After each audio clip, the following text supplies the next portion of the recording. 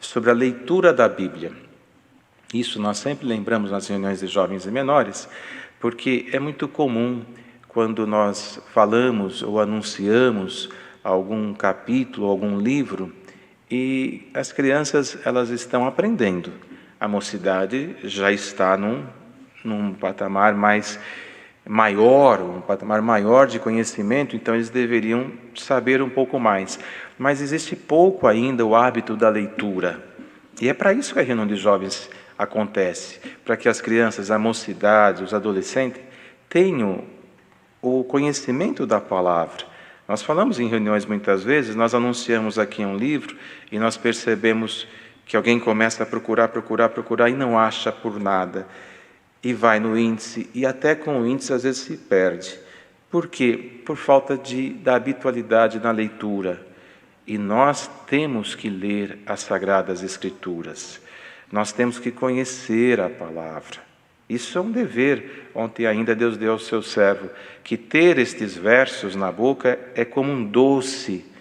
E há umas semanas atrás Deus mandou a palavra num salmo que diz, é como mel, e aí o salmista faz um acréscimo, como favos.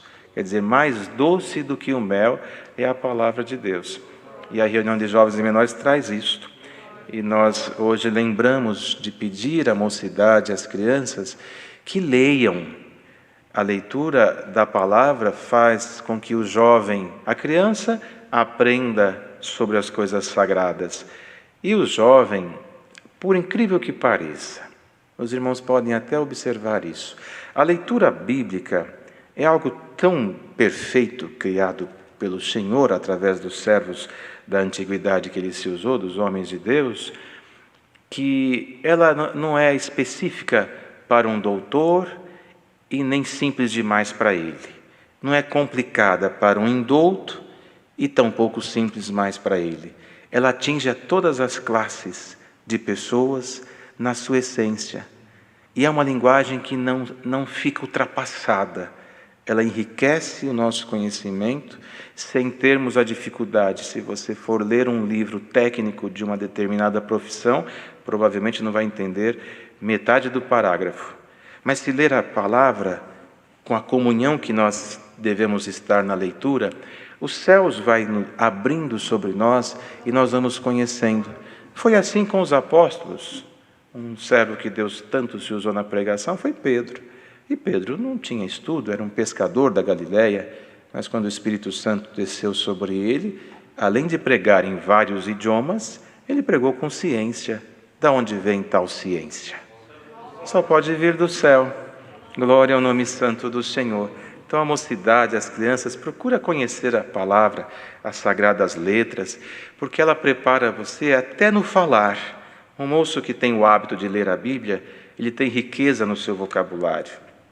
Hoje, irmão, a própria internet, a congregação não é contra a internet, estamos aqui nos valendo dela, mas a própria internet e os meios de comunicação nas redes sociais fazem com que se cometa grandes erros gramaticais e abreviam palavras, e surgem aí gírias, e surgem palavras que não são do nosso próprio vocabulário, e até a comunicação se torna difícil.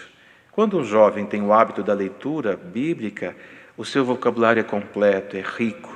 Ele não precisa usar gírias, ele conhece a sua própria língua, além da língua terrena, que é a sua língua mãe, a língua dos céus, que nos fala sobre as coisas sagradas.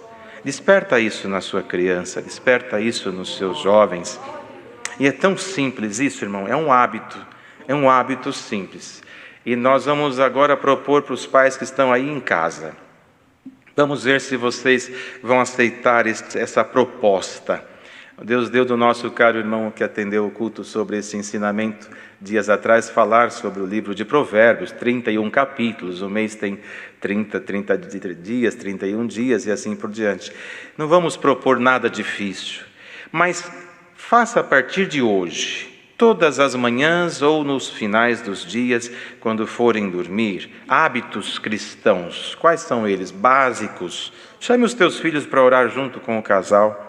Para dormir, chame os filhos em volta da sua cama ou em volta da mesa da sua sala, em algum ambiente da sua casa. Orem juntos. E leia um verso da Bíblia. O capítulo ficou pesado? Leia um verso. Abra um Salmos, que seja um verso de um Salmos. E faça com que no dia seguinte você lembre do passado e leia um novo Salmos, um novo verso, todos os dias. Você vai começar a perceber que, de repente, aquela leitura de um verso só vai provocar você ler 2, ler 3. E, de repente, você vai perceber que a tua alma tem tanta fome disto aqui, que você não vai viver mais sem.